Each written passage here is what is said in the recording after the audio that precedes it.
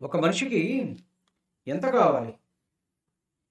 ఈ ప్రశ్న ఎంతమంది వేసుకొని ఉంటారు? రోజు గుప్పెడు గింజలు, తలదాచుకోవడానికి ఇంత చోటు, శరీర రక్షణ కోసం 2, 3 జతల బట్టలు.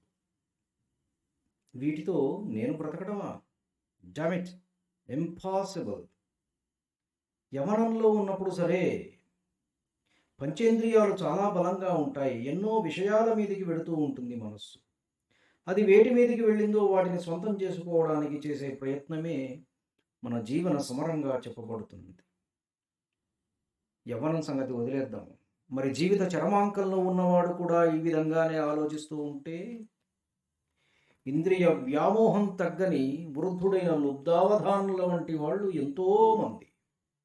కన్యాశుల్కం నాటకంలో మధురవాణి లుబ్ధావధానిని ఓ పన్ను కదిలిందా, కన్నుకు దృష్టి తగ్గిందా, చూడండి మీ కండలు కమ్మెచ్చులు తీసినట్లు ఎలా ఉన్నాయో అని అంటుంది. అతడికి కూడా వ్యామోహమే. మధురవాణి అనక్కరలేదు, ఎవడికి వాడు తనను తాను అలాగే అనుకుంటాడు. ఆరాటం ఆరాటం అంతేలేని జీవన పోరాటం. చివరి క్షణం దాకా ఎవ్వరూ ఏమీ తీసుకెళ్ళలేరు అని తెలిసినా బ్రతుకు తపన ఆగదు. నన్ను మించిన వాడు లేడు, ఇప్పటికే ఇంత సంపాదించాను, ఇంకా ముందు ముందు ఎంతో సంపాదిస్తా. ఇదమద్య మయా లబ్ధం ఇమం ప్రాప్స్యే మనోరథం, ఇదమస్తీదమపి మే భవిష్యతి పునర్ధనం. ఇదమద్య మయా లబ్ధం, ఈరోజు నేను దీన్ని సంపాదించాను. ఇమం ప్రాప్స్యే మనోరథం, ఇప్పుడు నేను కోరుకున్న దానిని పొందుతాను. ఇదమస్తీదమపి మే, ఇది ఇప్పుడు నా దగ్గర ఉన్నది. భవిష్యతి పునర్ధనం, మళ్ళీ ఇంకెంతో సంపాదన నాకు వస్తుంది. అసౌమయా హతః శత్రు, నేను ఆ శత్రువును చంపాను.